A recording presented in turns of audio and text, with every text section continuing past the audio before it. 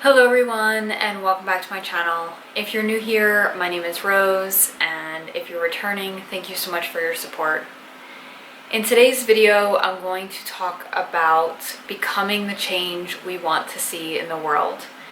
This is a saying that is often found on the cover of notebooks and is sort of cliche at this point, but I wanted to tell you about my journey with this concept and what actually prompted me to take it. So let's get started. A while ago in my life in general, I realized that I wasn't necessarily experiencing things that I wanted to experience. I was having a lot of relational issues with other people, and in general, as I was going out in the world, I didn't feel like I was experiencing the things I wanted to experience. This prompted me to look a little bit deeper into this saying of become the change.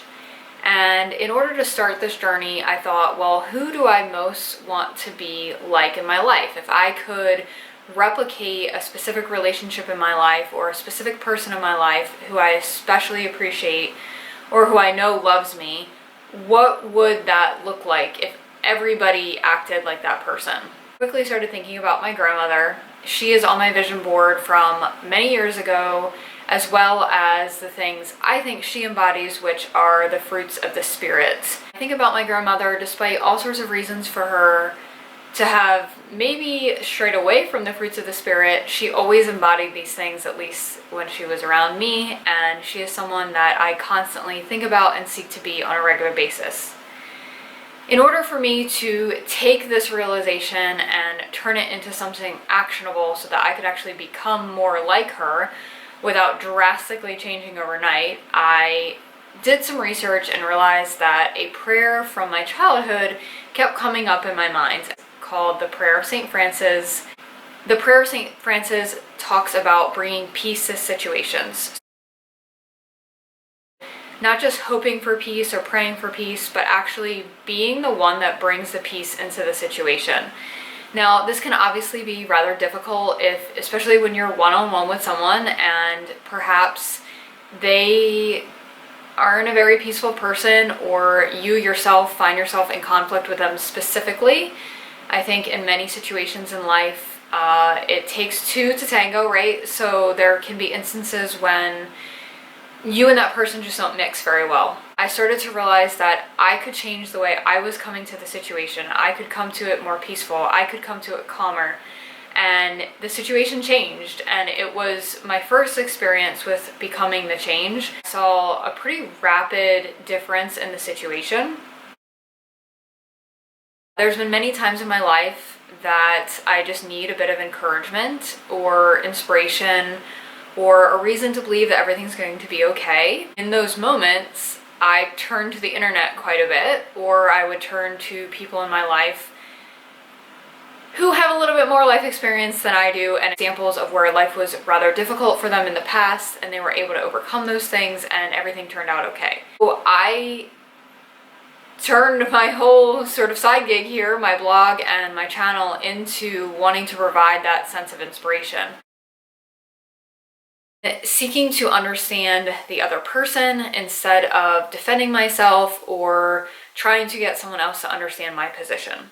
I think this takes a ton of maturity. I don't always get it right, but I have found over the past 10 years or so that as I stopped myself from defending myself, over-explaining myself, instead listen to where the other person was coming from first and truly listen to them, truly sought to understand what they were trying to tell me, it brought peace to a situation so much faster than me trying to argue my point, trying to be heard, and just trying to struggle through a situation. And in this, I also learned a ton that I would not have learned if I had just argued my position and considered myself right. It goes kind of hand in hand with extending grace first. In general, basically, if you extend grace, if you're the first person to extend grace to the other person, it sort of neutralizes the situation and opens a space for everyone to be heard and everyone to come together and communicate well. Slows things down a bit so that there's not so much tension and eagerness to be sort of through the situation, but it just says, okay, this is how the situation itself exists. This is what this person did. This is what I did.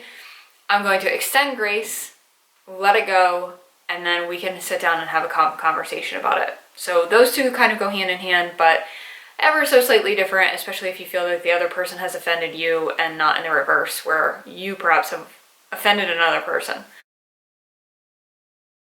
Bringing joy to a situation that is uncomfortable, and I don't see this as sort of fake positivity. I believe this is more so the way to bring joy to someone in pain is to see their pain. It is not to try to erase the pain. It is not to try to act like the pain is going to go away. It is not to immediately just say, oh, it's all going to be fine. But instead it's like, you know what? It's going to be fine even though it happened. Acknowledging it happened, acknowledging the pain, listening to the person talk about why the pain exists in the first place is all part of this journey toward becoming a better person, becoming a more loving, compassionate person, and something that I work on every single day. What we've been talking about today all along requires you to take an action. Instead of expecting the other person to go first, it requires you to lead the situation, extend the grace first, forgive first, seek to understand. It requires you to take the action first instead of expecting the world to change around you.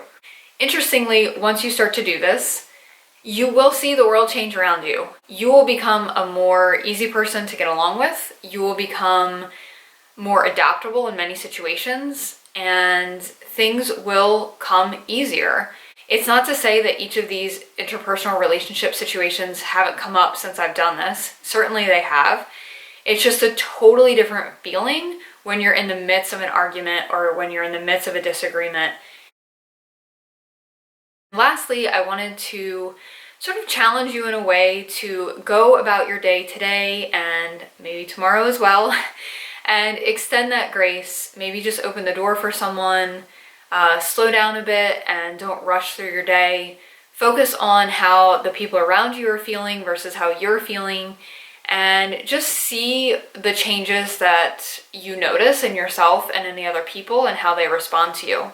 I hope that this video was helpful. I hope it was inspiring, and if you liked it, please give it a thumbs up, and if you haven't yet, please subscribe. It helps my channel out greatly. I'll see you in the next one.